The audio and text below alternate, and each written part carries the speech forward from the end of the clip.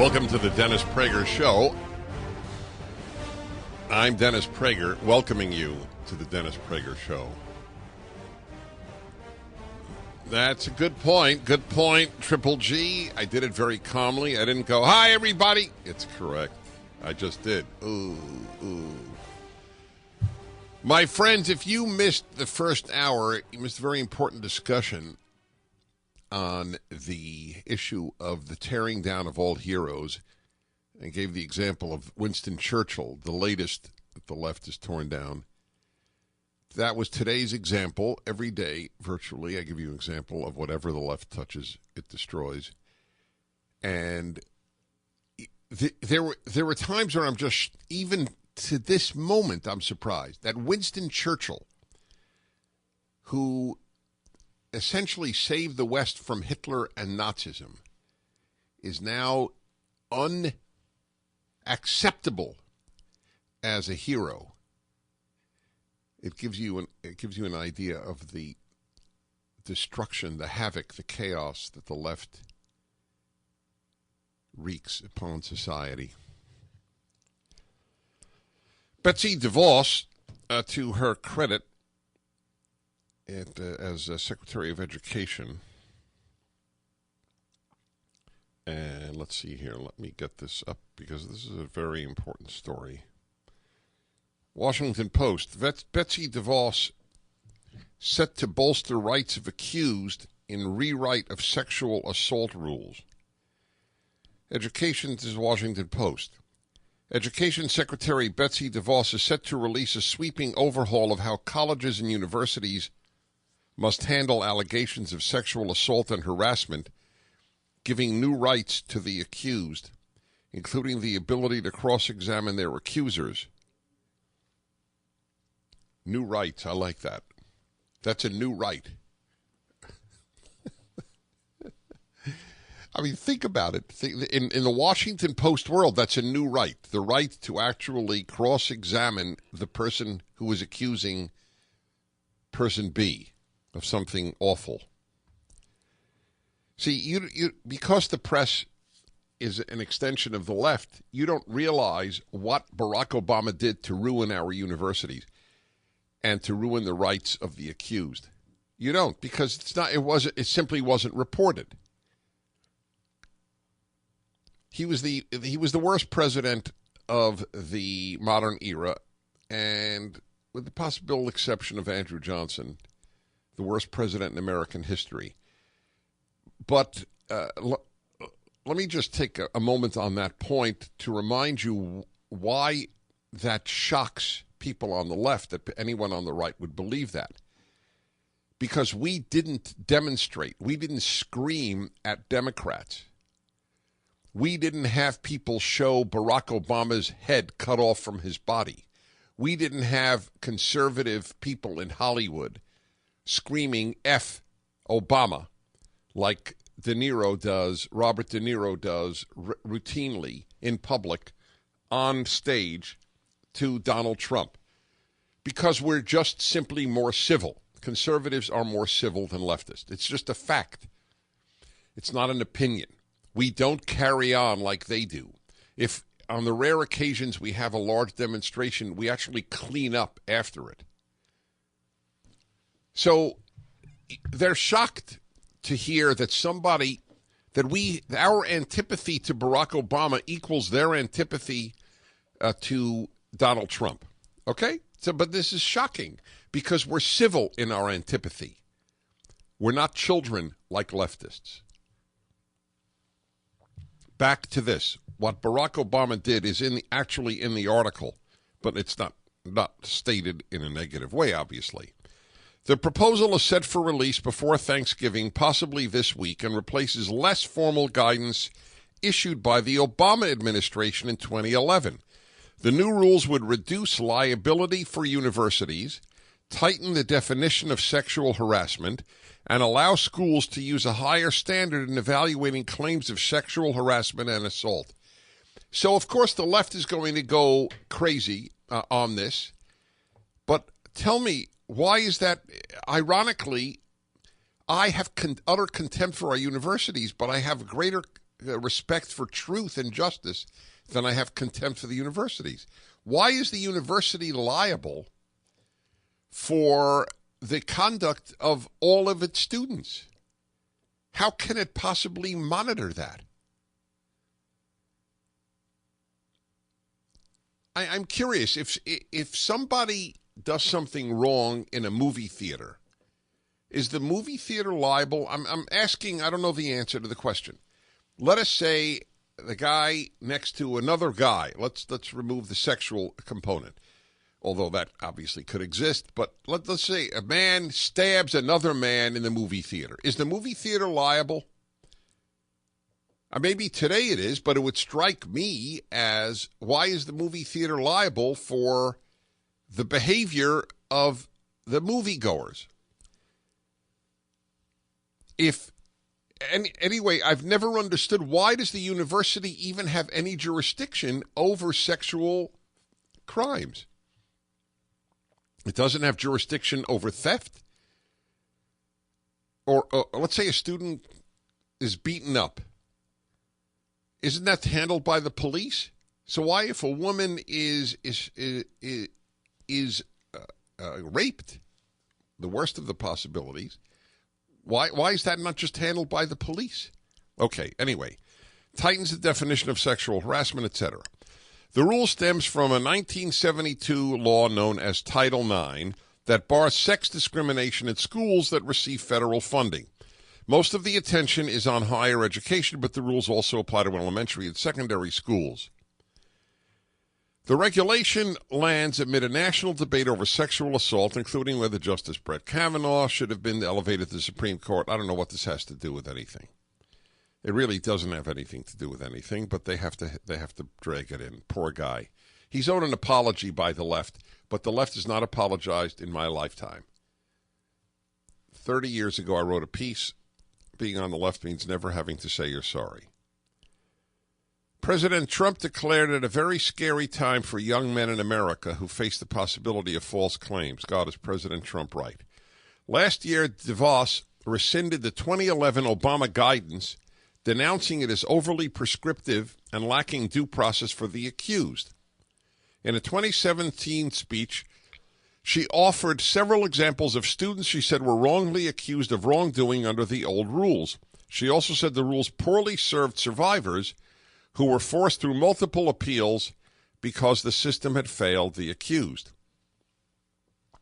Schools have been compelled by Washington to enforce ambiguous and incredibly broad definitions of assault and harassment, she said.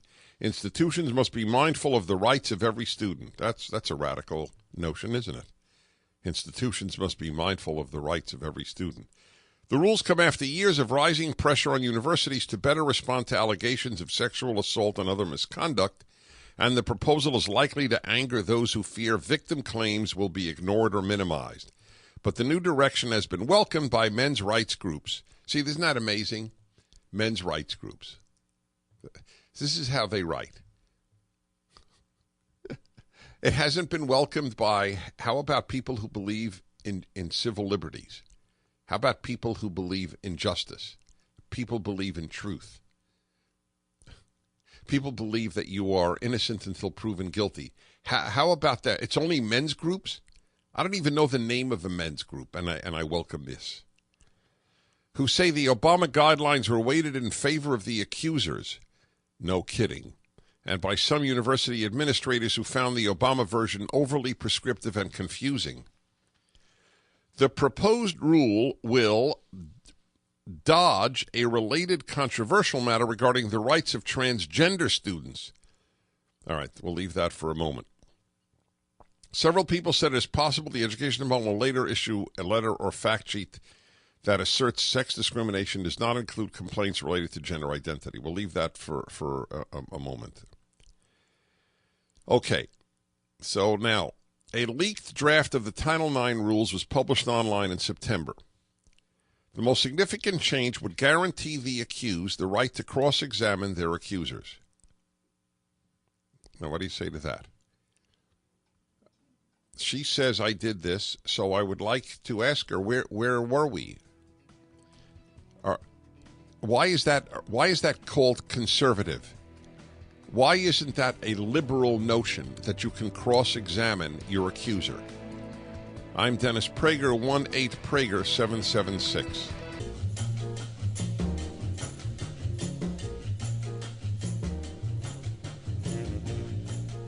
Dennis Prager here.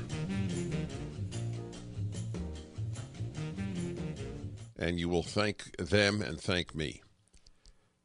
So I'm reading to you from the Washington Post article what the terrible, unprecedented, authoritarian, and fascist, Hitler-like Trump administration is doing.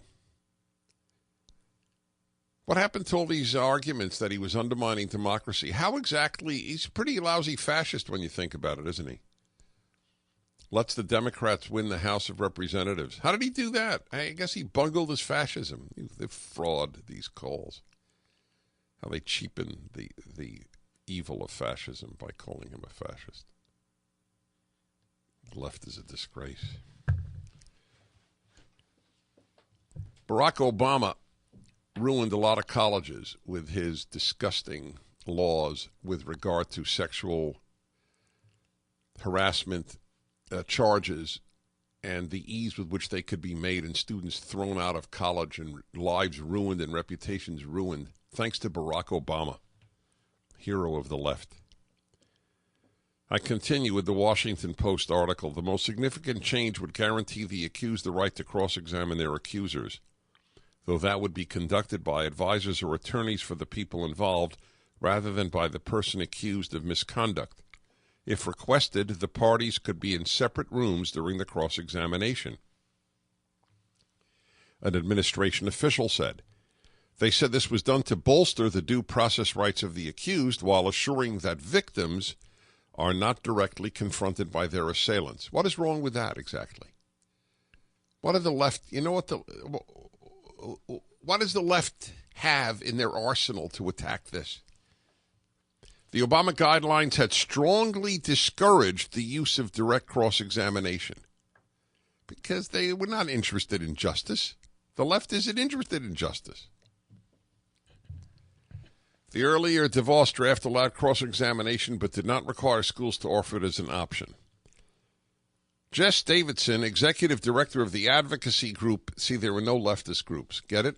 This is the way the Washington Post, New York Times, and all the others work. Just want you to understand how embedded their bias is in their news reporting. All conservative groups are labeled conservative. Left-wing groups are labeled advocacy groups. Get it? There are no left-wing groups as far as essentially there are none as far as the Washington Post is concerned. They don't exist. This is one of thousands of examples of how embedded the bias is in so-called news reporting of mainstream media. Jess Davidson, executive director of the advocacy group End Rape on Campus, said she made the case to the White House against allowing the parties to directly cross-examine each other, decrying it as, quote, an extraordinarily cruel process.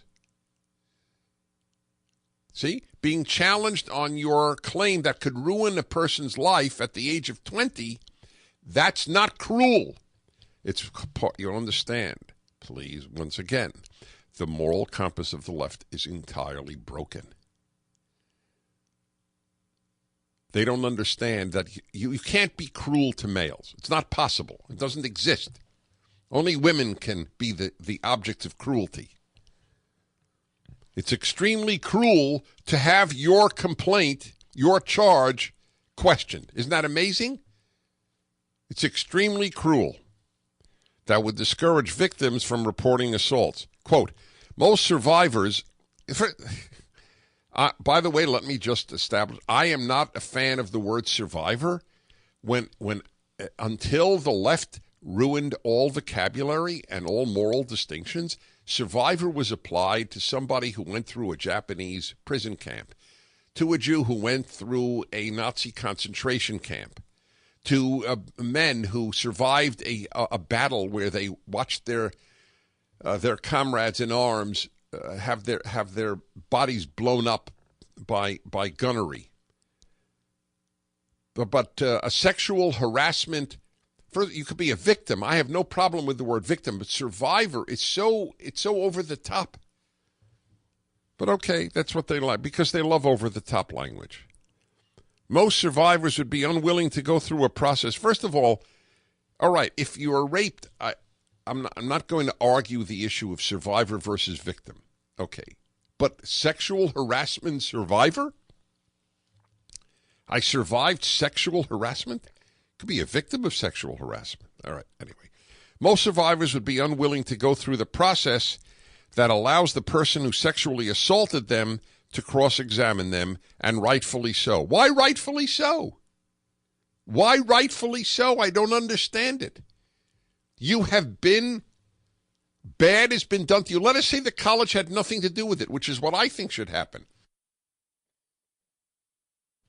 Let us say that it just went through the normal legal channels that every other form of assault on a human being goes through. Is it wrong to have cross-examination? Are trials wrong? That's what the left is saying. When it comes to women, a trial is wrong. Others argue that colleges fail to protect the rights of the accused under the Obama guidelines. No kidding.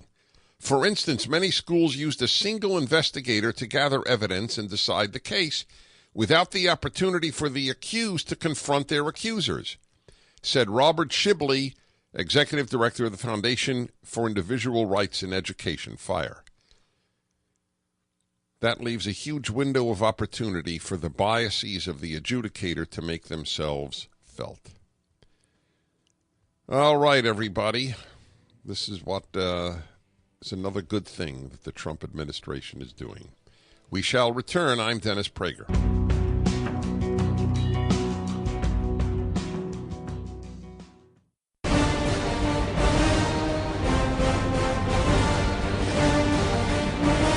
Din, din, din, din. The amount of nonsense that goes on in this program before the show and during breaks is really, it's reason for me to regard myself as a survivor. Wow! Yes, I survive a lot of nonsense. Hi, everybody. Great to be with you. I'm Dennis Prager. If you missed the first 2 hours, wow-wee, what a boo-boo. That's a major boo-boo. By the way, that does remind me to tell you that Pragertopia is not only great, it makes a great Christmas, Hanukkah, Kwanzaa, New Year's, birthday, anniversary, purchase of new fish, gift. What a strange person. I agree with that. That was strange, I admit it. Pragertopia is a subscription to the show. You can listen to it anytime you want. No commercials, in fact. Pragertopia.com. It's a great gift. The last hour I talked about Betsy DeVos and the rules in colleges that the Trump administration is finally undoing the damage, the incredible damage, the ruining of lives that Barack Obama is directly accountable for, but of course never held accountable for by the media because he's on the left, so they just don't do it. It's so transparent that if you deny it, you're engaged in fooling yourself. It's a very bad trait.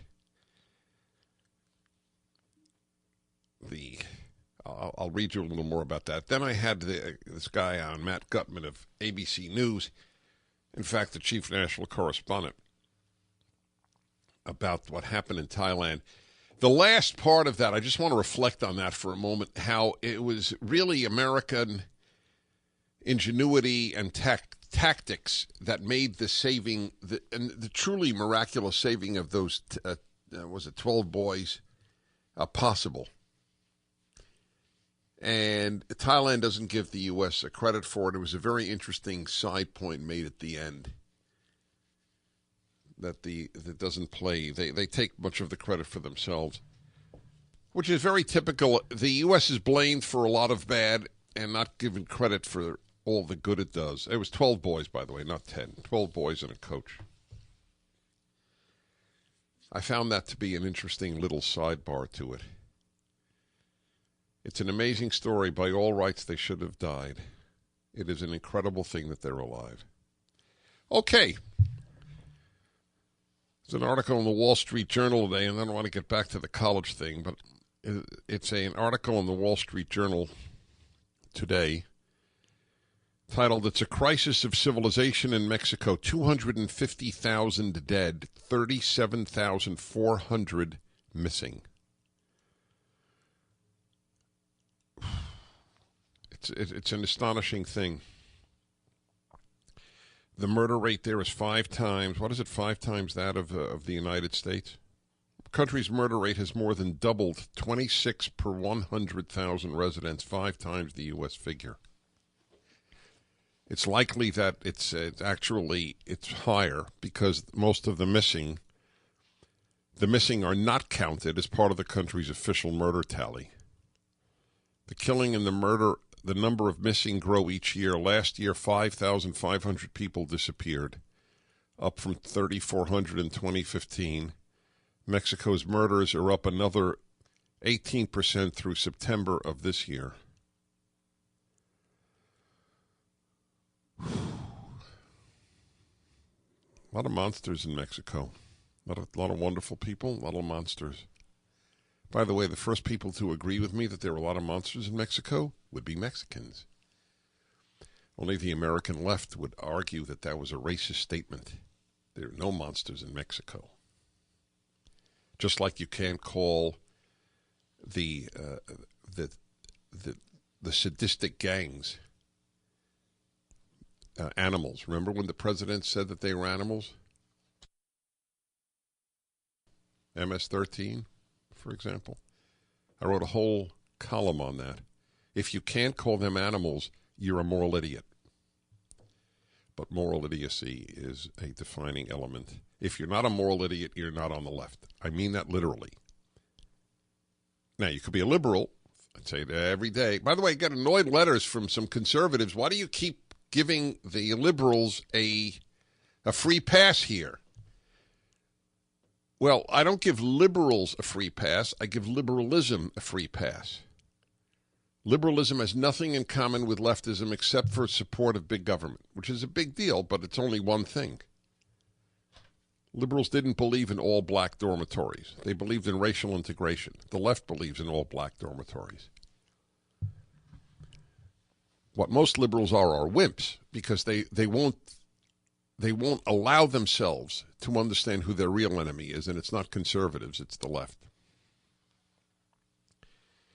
Anyway, yeah, there are real bad folks in every country, but they really have their share in Mexico. The amount of corruption in Mexico is frightening. It is just frightening. It goes to the highest levels. And I don't know how it's solved. I really don't know how it's solved. The only way it could be solved is a moral renewal of the country where people would just say, I can't cooperate with these animals in these cartels, and I'm a police officer, and I won't allow myself to be corrupted. But, of course, you may die as a result. In Mexico today, to fight evil is to risk your life. In the United States, that is not the case. Very few people have to risk their lives to fight crime in the United States. But in Mexico, it is truly life-threatening. If you are an honest policeman, you may die. And you may die in a terrible way. They may torture you to death. That's why it's so difficult. Because it's not like the average person who joins the police in Mexico, then awakens each day and says, gee, how can I be corrupt today? How can I help ruin my country further? No, they wake up and they think, how can I live today? How can I survive today? That's corruption. Why is the United States so much less corrupt than Mexico? It's a very interesting question. The answer obviously has nothing to do with race. It's all values. And you would think that would be the first question that any one of the tens of millions of Mexicans in the United States would ask. Gee, why does this country prosper and mine doesn't? But they apparently most do not. That's why they vote Democrat. They have bought the lie that the Democrats are their pals. When the Democrats are undermining the very principles that have made this country attractive to so many people. You should see Ami Horowitz's video. I spoke to him on the radio yesterday, on my show yesterday. But you should see a 7.5-minute video. And he just asked these people. He went to visit the caravan, which, by the way, I just want to remind you, is supported with great sums of money, with doctors and hospitals and food and drink and bedding. I mean, this is, or at least blankets. Who is supporting them? The answer is left-wing groups, including American groups, for whom the idea of a border is a racist idea. Hey, it is for the Pope. We should build bridges, not walls. Particularly stupid comment. Particularly stupid comment. Which is painful for me to say, because I wish the Pope were admirable.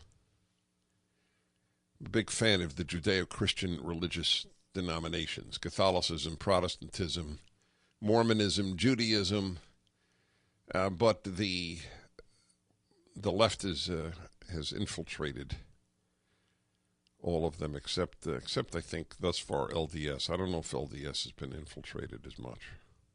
Latter-day Saints, Mormons. We should build bridges, not walls. What does that mean? Nothing. It means nothing. But sounds good. We'll return in a moment. 1-8-PRAGER-776. This is the Dennis Prager Show. They're walking on the fighting side of me. They're walking on the fighting side of me? What does that mean? Really? All right. All right, my friends, Dennis Prager here. Let me go to some of your calls. There's a lot going on here on the show. Okay, Ryan in Cleveland, Tennessee. Hi. How you doing, Mr. Prager? Thank you for waiting as long as you did. All right. Well, thank you for having me. One thing I wanted to say is I'm a college athlete, and before the year we have compliance meetings to go about NCAA regulations and other things. And one of the things I go over is Title IX. And one of the things our compliance director told us about Title IX was it was getting a lot of steam this year because of the Me Too movement. And we were told specifically, I wish I would have gotten a recording, but I only heard it verbally, was that if there is a sexual assault allegation, just an allegation against us, the school will kick us out because they do not want to deal with the negative publicity. I believe it. I totally believe you. I wish I had it recording because when I heard it, I looked around the room at my other teammates who were sitting there, and I didn't quite know what to think. It didn't really process. Well, I'll tell you what to think. This is what you should think. The university is a moral wasteland. The left has destroyed the moral and intellectual backbone of the universities. That's it. That's the only conclusion to draw. And the Trump administration is trying to undo the damage that the Obama administration did with regard to this. That's why I was reading to you from the Washington Post piece. What is your sport? Baseball. What position do you play? I'm a first baseman. Is that the? Is it fair to say that that's the, in terms of infield, it's the easiest of the positions? Or is that I think that's the biggest. I think that's the biggest mischaracterization of first base that people have is that it's easy. One thing I think that people don't realize is that besides the pitcher and the catcher, the first baseman has to handle the ball more than anyone else on the field, whether that's picking a bad throw from an infielder or from any other position, or being a cut man from an outfielder throwing to home plate, other things like that. So I feel like it's it's kind of a mischaracterization to say it's easy. I agree with you. By the way, I was reflecting. No, I really do, because I watch you guys catch the worst throws as if it's effortless. You stretch your legs in a position that a hockey goalie would find enviable. So I just wanted to say that to you. But your bigger that point. means a lot. Well, believe me, more important is my sympathy for you over what you were told by your coach. It's a disgrace. Every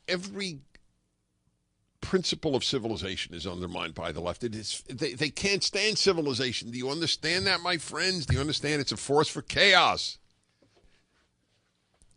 Barack Obama was a force for chaos, okay?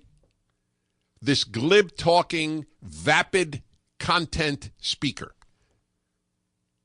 God, I wish I had the time to write a book just analyzing his speeches. I analyzed about 20 of them in his 8 years as president. One was more intellectually dishonest, filled with straw men, filled with vapid statements. But the left loved him because he was a leftist and because he was so glib and so calm. They loved the calm, even though they're hysterics. The rule changes that he made that I read to you earlier from this piece in the Washington Post, and now to its great credit, Betsy DeVos and the Trump administration is trying to undo. They under Barack Obama, they went from clear and convincing evidence to preponderance of evidence in order to get a boy thrown out on charges. And now and he did not allow, that's Obama again, a cross-examination of any of the accusers. Now they've gone to preponderance of evidence. But I want you to hear something. This is what is so fascinating. So now, which of course the left is screaming bloody murder here, they're screaming that you have to, that the Trump administration has told colleges you can go back to clear and convincing evidence and not just preponderance of evidence. The regulation, this is Washington Post, also will require schools to use the same standard in these cases as they use for other complaints, including those against employees and faculty. Isn't that mind-blowing? Do you understand? The Obama administration changed the standards that would be used to get somebody thrown out of college or just convicted in public opinion. Many union contracts and other agreements with faculty mandate the use of a higher, clear, and convincing standard. So as a practical matter, many schools may be forced to apply the same higher bar for student complaints. Yes, exactly. Many schools may be forced to apply. I love that, the language of the Washington Post article. It's intentional, said one person briefed on the rules. It's DeVos saying, yeah, you have a choice, but you can't have a higher burden of proof for unionized faculty. Wow. Why is that bad? In another major change from 2011 Obama guidelines, the new rules more narrowly define sexual harassment. Are you ready for this one? It must be, quote, unwelcome conduct on the basis of sex that is so severe, pervasive, and objectively offensive that it denies a person access to the school's education program or activity. Under Obama, harassment was defined as, here goes, unwelcome conduct of a sexual nature. That's right. Unwelcome conduct. Is that amazing? That's sexual harassment. Any unwelcome conduct. Yeah. That's right. Do you realize what would fall under that? The most benign things or the most innocuous things?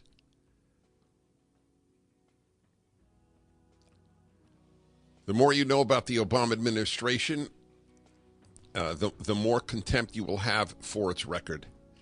All it did is make America worse, in particular in areas like this and in race relations. Well, it's a painful time we're living in. Anyway, I try to be there for you. I do. I take my role very seriously. Thank you for listening. I'm Dennis Prager. The Dennis Prager Show, live from the Relief Factor Pain-Free Studio.